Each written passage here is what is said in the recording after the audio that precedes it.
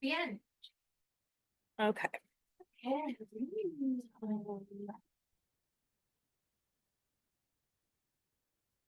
Is the open house training? Sure is. They're gonna be recorded. Sure is. Hey, the link, please. What do you guys post on this? You got it? Yeah, I think so. So am I gonna have to like monitor and let people in? No, we or- disabled the meeting room, so Oh. everything should pop up. Great. And then if you want to share your presentation, you're more than welcome to do that. I don't know. There's really not that. It's more just like You walking organization through for it. me. Yeah. Okay.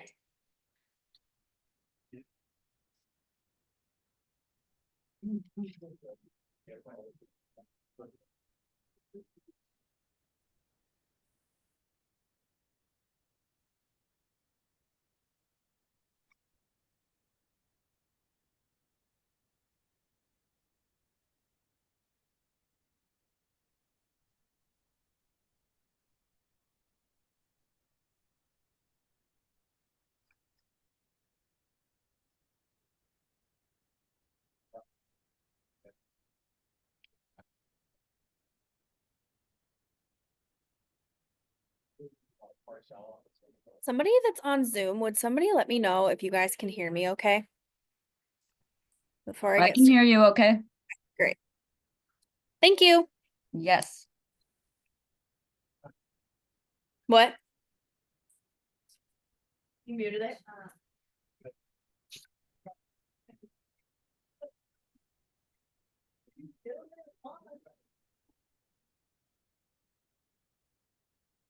Okay. We'll go ahead and get started since it's just a little bit past 11. So this class is basically designed for if you have been doing open houses for a long time, are brand new to doing open houses, have been an agent for a long time, brand new agent. Pretty much anybody can hopefully take something away from this class.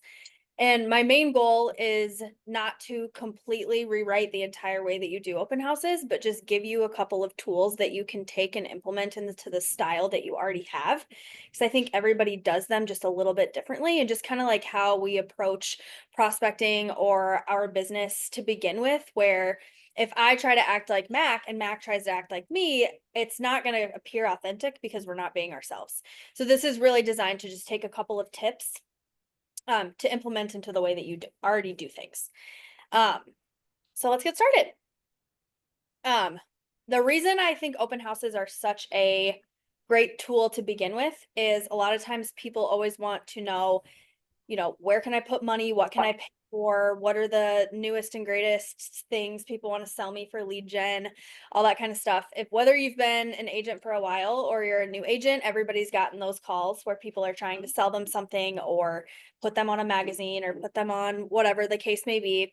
This is the only free opportunity where buyers are actually coming to you fully expecting to have a real estate conversation. So there's no surprise that this is going to be brought up. There's no surprise that you're going to be there, and they're prepared for that. And really every other situation, you're either paying for it and they're not prepared. So this is kind of the opposite side. And it's really a great way to take advantage of that. I think a lot of agents view open houses as either an obligation to their seller, they don't want to do it, or if you don't have a listing and you're doing it as a buyer, you feel like you are completely wasting your time if nobody comes in, or if you don't pull a buyer away from that. What I tried to do was just, whether people came or not, utilize that time and have it be beneficial to me in some way. So it's a couple hours of office time if nobody shows up. Social media content, regardless, you can look really busy while you have nothing going on. And that's really helpful, not only for email content, social media content. Maybe you don't use social media, but you have an email list, maybe opposite, kind of whatever you need it to be used for, you can use that 2 hours in a beneficial way because you are sitting vacant inside a home. Tour it and pretend like you're on a showing. Learn something about the house. If you see something that you don't know, ask the listing agent, what is this? It's a great learning opportunity. So just kind of removing that mentality of if nobody comes or if I don't get a client, this is a waste of my time. I found that mental shift was really helpful for me just to kind of not only want to do more of them, because this is a little bit of a long game. This isn't something where you do 3 open houses the next weekend and your business is going to look totally different. I've been consistently doing open houses for almost 5 years now. It is a huge pillar of my business, but it has taken years to get to that. And so I just want to be super transparent with that this isn't a really quick fix to adding this pillar to your business. So it is something that you kind of have to like sew into a little bit. And maybe that's 1 or 2, you start with 1 or 2 open houses a month and you grow from there, but just the consistency over time, just like anything else, is really huge. Being the expert through confidence, empathy, relationship skills, and learning how to ask really good thought-provoking questions is really huge. When I was getting started, one of the biggest things I realized people did was they took the very, very small opportunity that they have in front of a client who's ready to pay attention to you, maybe 2 to 3 minutes at the most, and they talked about themselves because they wanted that person to feel like they were qualified, they were talking to a good agent, educate them on something that they haven't even told you that they need to be educated on yet. You just think that that's what they need to know. And I saw a huge missed opportunity to make people feel cared about and seen in that moment where that time is very precious and very limited. And so if you can take away, people don't care what you know, or they don't care what you know until they know that you care. And so if your first goal is to talk about yourself, talk about your sales, well, if you tell somebody you sold $3 million of real estate or $30 million, they have no idea the difference in that. Both of it sounds monumental to them because you're saying the word million. And we as agents know that's a whole different business, but they don't. So kind of taking away that part of trying to convince this person that you are a good fit for them and just making it all about them has been probably the biggest change that I've been able to see. When people can leave your open house and feel like they were the center of your attention instead of you were the center. Of course you do. See if I can, sorry. Okay. So coming prepared, having the confidence, and knowing what to say are like the 3 biggest things. You can really quickly become an expert in an area that you are not an expert in if you just take maybe 15 minutes before your open house and kind of do some data research, just kind of like what I was saying about making sure that you're not telling somebody something that they don't need to be educated on. We really have no idea where people's backgrounds are coming from. So you can really quickly pick up on what's going to be important to them by asking the right questions. And then if you couple that with having just a couple of data stats, even if it took you 5 seconds to pull it from InfoSparks, you can sound like you really know what you're talking about. InfoSparks is really beneficial. I use that all the time. So if I have a listing in a certain zip code that I'm not super familiar with, I think we all have our niche areas that we do a lot of business in. But if you want to challenge yourself or kind of step outside of an area that you typically don't work in and maybe try to build a business outside of the area that you just naturally have a lot of business in, looking at zip codes, pulling average days on market, list to sale price, looking even back a couple years and looking at trends. If you can say that you meet somebody at an open house and just educating them on the area and saying, is this an area that you're really heavily looking in? And they're like, yeah, this is the only place, this zip code or this city is the only place that we want to be. And then you have these data and these market stats to kind of back that up. That can be super beneficial to just give that credibility. You have a very short window of time to connect with that person and build credibility, or they will never call you back. Because if you don't do it, somebody else is going to do it. And it's very naive to think that they're only coming to our open house. So at the end of the day, when they're thinking about all the open houses that they went to, we have to be the ones that stick out, and making that person feel cared for and being a true professional are the easiest 2 ways to do that. So general preparation for the open house. I always like to ask myself, what can I find out about this house that is not on Zillow? Because when you can provide value that somebody can't find online, that's when they feel like they really need you. If you open the door for somebody who's coming to your open house and you say, welcome, here's a 3-bed, 2-bath at $425. Duh, that's why they're. So if you find other ways to, maybe that's looking at parks in the area, looking at restaurants in the area, whatever the case may be, just find something that you can say, did you know this about this neighborhood? Or of course, without crossing any boundaries, but just general knowledge that people may not have known. People love that and they can find that to be really helpful. And when you know those things, you also are seen as the neighborhood expert, and people really want to work with somebody who has intricate knowledge in the neighborhood. Setting out open house signs, and I usually do about 6 to 8, or at least try to. People that come from open house signs and then people come from seeing it online. And I'll get to that a little bit later, but those are two totally different types of questions that I ask those people based on how they found the open house. So asking that question is really huge, and having enough signs out is a big deal too. I've gotten really positive feedback from playing music, so I do that all the time. I do it very like house specific. People, when I've done this class before, people are like, "What music do you do?" I had this really cool like mid-century house that I did jazz music in, and everybody was like, "This is just like a vibe." And so when you walk in and you like create an energy and an experience more than just kind of a stale open house, it's really impactful. And at the end of the day, when somebody's leaving your open house, if there's 4 or 5 things that they can identify that were different, that adds up really quickly, and you really start to stand out from everybody else that they're seeing. So, and then if it's not your own listing, I usually like to reach out to the listing agent and ask if there's anything that's not on the MLS that they'd like to share with me that I can tell people that are coming in. Again, just that kind of extra, like just piece of information that's more beneficial, something that they just couldn't find online. If you're just regurgitating what's on Zillow, people don't really feel like there's a lot of value there. And if that's your one shot to show your value, we need to have something else that's not just a copy and paste from what they could already find online. So I'm going to share some of my favorite value adding questions that I love to ask, and then I'll kind of explain why I like to ask those. Are you just getting started with your search, or have you been looking for a while? I really like to ask questions that get me the answer that I need without being super direct about what I'm trying to get, because I think it feels really salesy to be like, "Do you have an agent?" So this is a great way to find out, "Oh, this is our first open house. We're so excited. We don't really know what to do. Like, can we just walk around?" To me, they probably don't have an agent, probably don't know a lot about the market. They don't know how competitive it is, maybe where it is, like where that market is. And so, or versus if they would say something like, "Yeah, we've been looking for a while. We've lost out on 3 houses. We're we're getting like tired of, competing. We just want to find something." If they've lost 3 offers, they have an agent who's writing those offers for them. So it's a great question to kind of get the answer you want without sounding salesy. The next one is, are you checking out other houses today? So I like to know, was there something specific about this one that kind of pulled them out of the woodwork, that they weren't really looking, but there was something really special about this house? Or are they just kind of going through multiple open houses? Are they seeing them with an agent? Are they just going to open houses? So asking some of those questions again can get us the answer that we really want to know without sounding super salesy. Is this a price point that you feel comfortable in? I love asking the word comfortable instead of afford.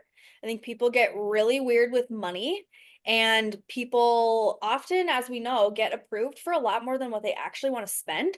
So instead of asking, "Are you pre-approved for this price point?" or "Can you afford this price point?" That sounds so gross to me. So is this a price point that you feel comfortable in? Is a great way to say, "Have you been pre-approved? And do you know really what it would cost for you to live in this home?" And the way that they answer that question, again, can tell us exactly what we need to know about kind of where they're at on the financing side, without having to ask, "Have you been pre-approved for a mortgage?" Because nobody wants to get asked that when they met you 6 seconds ago. How did this house feel to you in person versus seeing it online?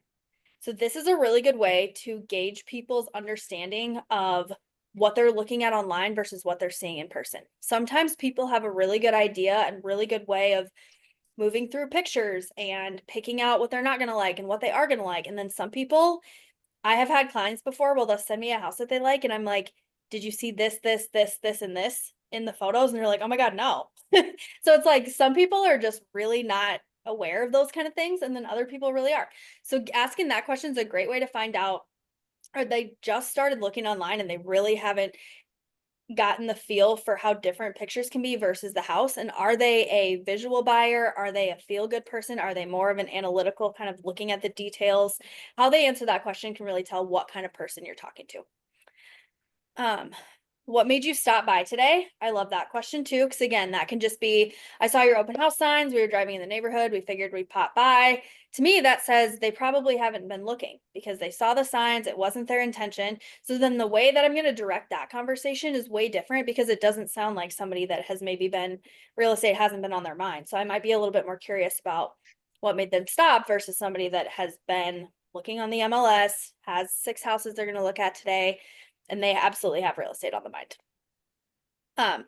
Do you have an agent that's working for you, or are you still interviewing realtors? So I love using the word working for you versus are you working with an agent? Because I think just that small shift can really like challenge people's thinking. Because when I've asked it the other way, where I've said, do you have an agent that is working, that you're working with? People will say yes when they're just like on somebody's email list, or they're not really working for them, but they think that they are just because they're on that list. So when, yeah, You just rephrase based on that. just repeat myself. Yeah. Yeah. Do you have an agent that's working for you, or are you still interviewing realtors? Okay. Yep. And I like to ask if they're still interviewing realtors because I actually encourage people to do that.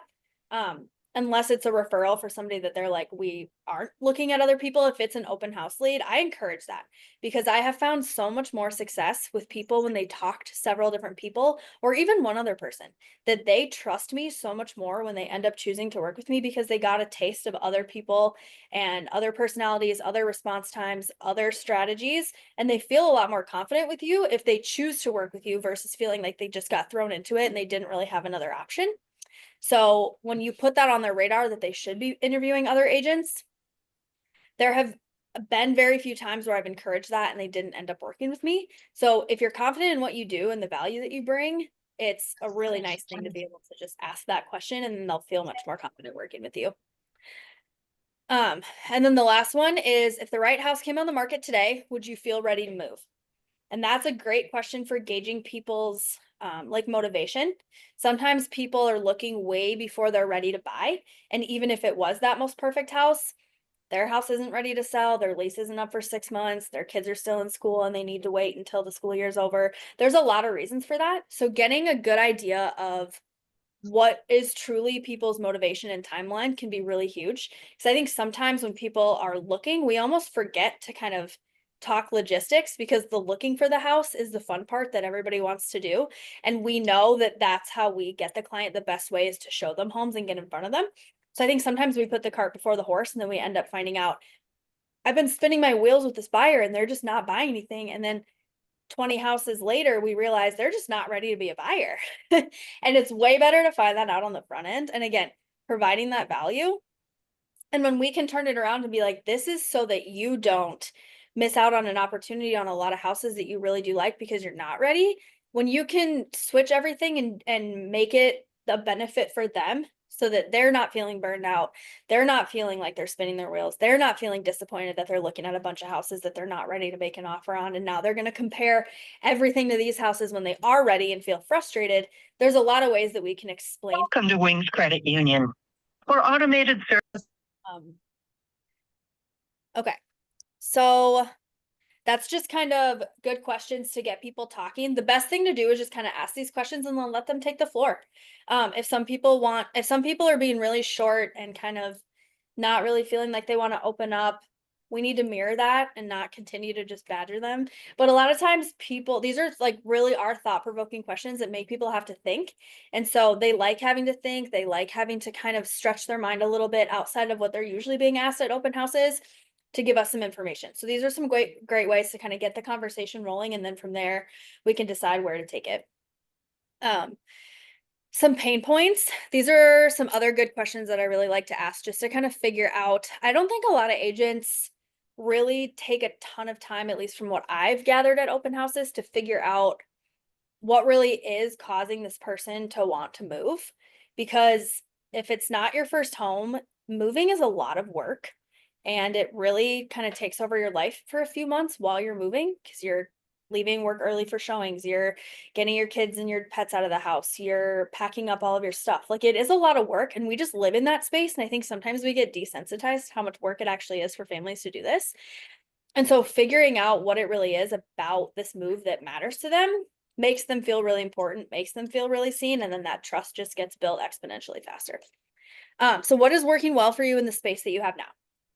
I love that question because that tells people usually know right away what they love about their house. Like they don't really have to think about it because they are already thinking about it all the time. And so when you find out what's working really well for their space now, you can kind of copy and paste that and be like, oh, I can see why you came to this open house. It has those things too. What's something that drives you crazy about your current space? Again, people don't have to think about that. They know what they don't like. And if it's enough of a pain point, they will move. So figuring out what that is, because a lot of times people will tell you what they want in their next house, but it's a lot harder to come up with what they don't want. So when we can have that list too, I tell all my clients, I learned just as much from you about what you like versus what you don't like.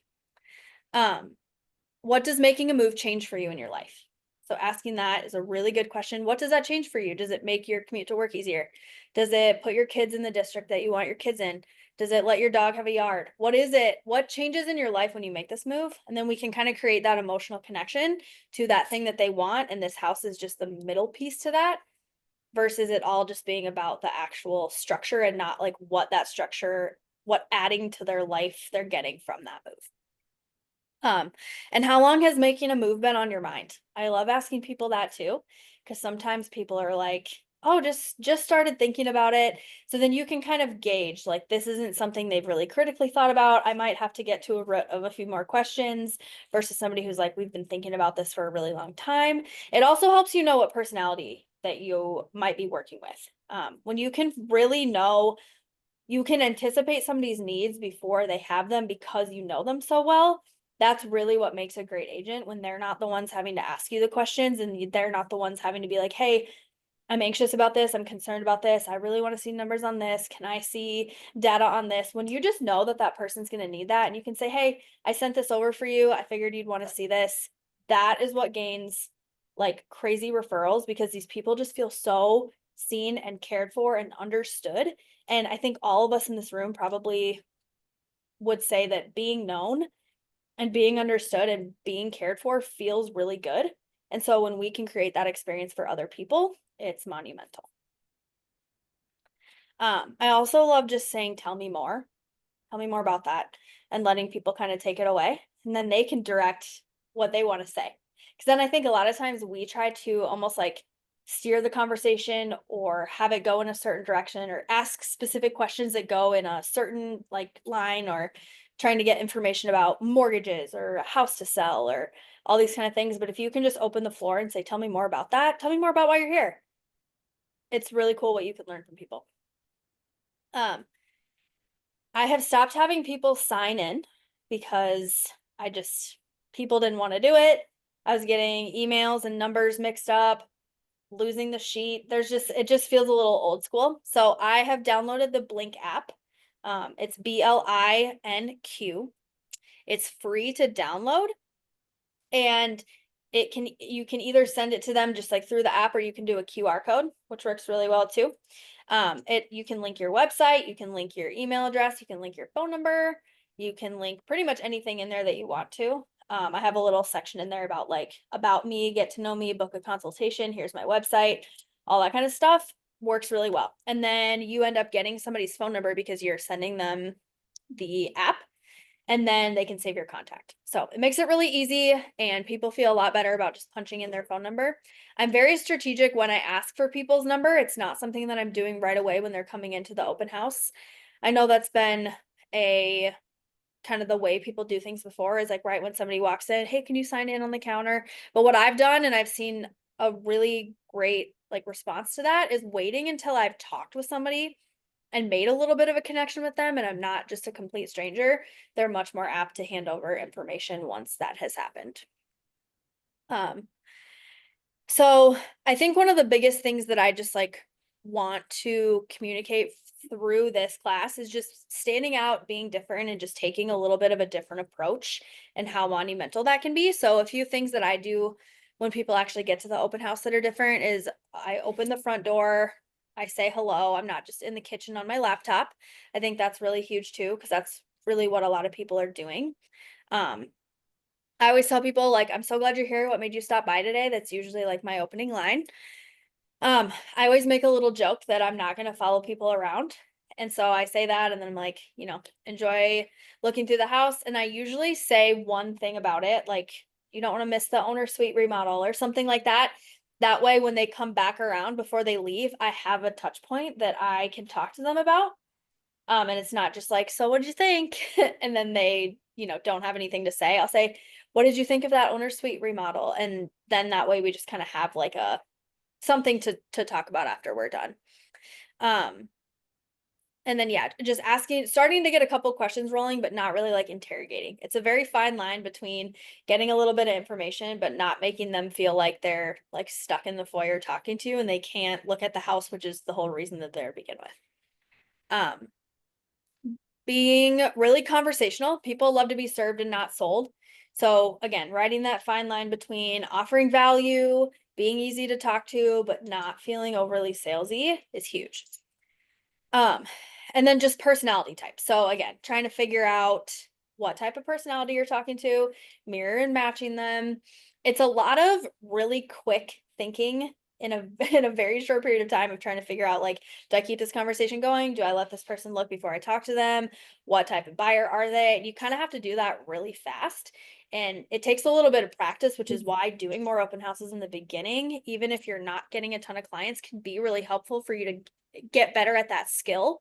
And then when you get better at that skill, it doesn't only help you at open houses, it really helps you meeting people anywhere because you can really quickly pick up on like, have you ever observed a conversation where you're like, you could tell somebody's totally disengaged and then the person that's talking has no idea. And you're like, this is just really painful because I can tell that this person just like wants out of this conversation and this person just like won't stop talking. That's very normal and very common for that to happen. So just being able to be really aware of like, okay, I'm talking too much based on how this personality is, or I'm not giving this person the information that they care about. It's a really great skill to have to develop that and be able to do it really, really quickly.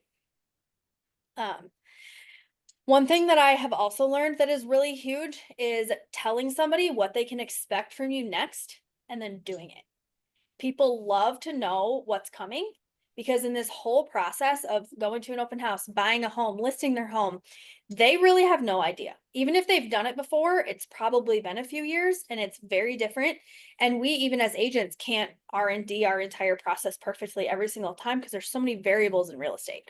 So when we can tell people, I will look at people that I meet at the open house, I'll get their number from the Blink app and I'll say, later today, I'll follow up with you and find out how the other 2 open houses went.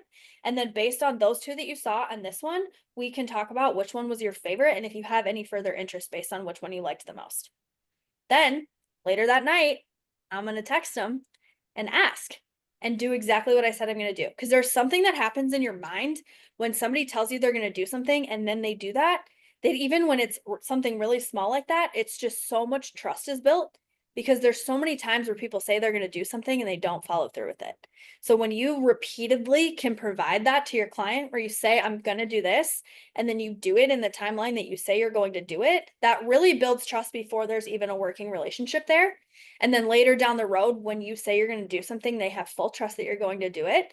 And I've had many clients where they've said, we didn't even ask because we knew you'd be on it. We didn't even worry about that. We knew you'd be on it. And it's just because through time, they just get to know that about you. And that's a really great skill to have as an agent. Talking about personality types, and I can send this to everybody too. That's again, a big thing to just be able to figure out quickly. Inductive reasoning versus deductive reasoning is another thing that I really love to use. So start with the reason why you're recommending something and then explain why versus explaining why and then at the very end saying what your recommendation is. Because when you can say at the front end, here's what I think you should do, people know where your head's at and they can process while you're speaking why that makes sense to do that. Versus if you just like give an explanation about what getting pre-approved is and then at the end you tell them that they should get pre-approved, they're like, why am I listening to this? In the beginning, they don't understand. So when you can tell them where your head is at and why you're recommending whatever you're recommending, then give the explanation. Most people don't do it in that order. So then people are kind of lost in your explanation and they're not able to really grasp the concept as well because they're not sure why you're talking about this. I always like to take the assumptive close. So after I've had a good conversation with somebody, I just assume we're going to work together unless they tell me otherwise, assuming they haven't told me that they have another agent. Sometimes this works great. Sometimes I never hear back from those people. Like, you're not going to be able to get 100% of everybody, Yes, I'll be there. any prospecting, no matter what you're doing. But I always just assume that we're working together. Because if I have hesitation and I'm like, hey, do you want to work with me? There's weirdness there. And they're like, well, if she doesn't feel confident in working with me, why would I feel confident working with her? So I just always assume that we're doing that and I act accordingly. And then if they tell me that they don't want to work with me or that they have somebody else, great. But I've gotten a lot of clients by just assuming that we're working together and they're like, I guess I have an agent now. And it works really well. So in terms of follow-ups, I love to just have a notes, like a script in my notes app saved where it says, hey, Jackson, I just stepped away from the open house to say how great it was to meet you. I can't wait to hear about how those other 2 open houses go, and I'm excited to connect with you later today. Because then they feel so important that you stepped away from the open house to text them that, and you just copy and pasted something from your notes app. So it's really nice to just kind of, again, making them, you want to continue the trend of like being really personalized and making people feel important. So I love to do that. And then later that night, I will do that follow-up, whatever that looked like. It could be a bunch of different things, but whatever you discussed, follow through with whatever you're going to do and actually do it in the day that you're going to do it. Because a lot of us are like, I'll just do it tomorrow morning. That's already, there's a disconnect between that person, even if they aren't offended or it wasn't an urgent matter. I think a lot of us get caught up in like, this isn't an urgent thing, so I'm going to wait a few days to do it because it doesn't need to be done now. People love urgency and people love feeling like they're important. So when you can do what you said you're going to do in that time frame, it's huge. And then if you haven't heard back, I usually wait until Monday or Tuesday, like later in the day, Monday, Tuesday. So give a full day. Let's just say you followed up Sunday night, didn't hear anything, follow up Monday. I usually like to follow up, I would say probably every 4 days for 3 or 4 times. So if I met somebody on a Sunday open house, I've probably texted them 3 or 4 times by next Sunday. And I'm usually doing something where I'm providing value and asking a question. I usually try to end my text messages with a question so that I'm kind of directing the conversation and there is something to respond to versus just like a statement that somebody feels like they don't really have to respond to. And whenever you're providing value, even if somebody's not texting you back or they looked at your message and forgot, it's really great thing to have when your name pops up on someone's phone for them to say, oh, I'm curious what Sarah has to say. Because there's value there versus just being like, hey, just wanted to check in. Are you still in the market in 2025? Like, that's going to get ignored and that's so boring. There's nothing there for anybody to say, oh, I'm so excited to see what Sarah texted me. Here's another check-in, you know? So when you can just have value provided every single time, like I said, even if they're not responding, they are still finding value from your messages, and that will keep people from being like, stop texting me. Let me see here. This was all about follow-ups. So I read a stat that said the average agent has to have 18 conversations before a sale. And so again, just to kind of remind yourself, like we're thinking about them way more than they're thinking about us. This is our full-time job. And we are just a blip on their radar of life, especially if making a move isn't something that's in their near future. Most people don't realize the value in connecting with a good realtor early on in their process. And so that's just going to take some time for us to educate on that. So just being really consistent with the follow-up. I see a lot of people maybe send 2 or 3 follow-ups and then never text people back again. But if you can get good about putting a reminder on your Google Calendar or in Follow Up Boss, whatever CRM you use, and just remember, like, if they're not telling you to stop texting them and you're providing value, there's really no reason for them to say to stop texting you because you're giving them something that's beneficial to them, whether it's now or 6 months down the road when they want to connect with a realtor. You're going to be the easiest one to find because you've been continually in touch with them. And then the last piece that I have is knowing, and we kind of talked about this a little bit earlier, but knowing when to stop selling yourself. I've just overheard a lot of conversations with agents where we know how low the bar is in our industry. And that's not something that a lot of other people know. Like every time I tell somebody that 74% of agents didn't sell a house in 2024, they're like shook. but that's not surprising to us, right? Like we just live in this world and we know that that's normal. That's a great thing to educate on, but later, once you've gotten the client, once they trust you, that's a great thing to educate on.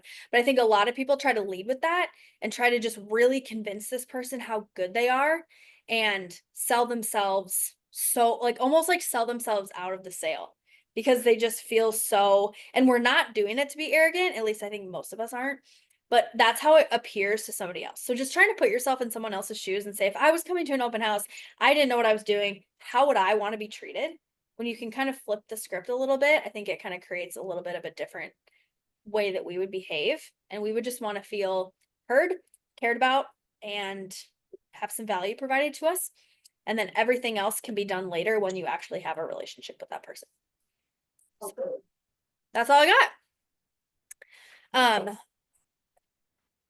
Thanks, guys. If anyone has, I have the chat open, so maybe we could just take a few minutes if anybody has questions in the chat. And if you end up taking any of these principles and using them and they work for you, I would love to hear about it. I like some of my favorite texts I've ever gotten are just people being like, I asked this open-ended question and this person like shared so much with me that I didn't have to pull out of them and it was so helpful. And I just love hearing that kind of stuff because just being really like slowing down and being really intentional can just lead to so many really cool conversations and connections that it is a skill that needs to be developed and just not everybody has that skill.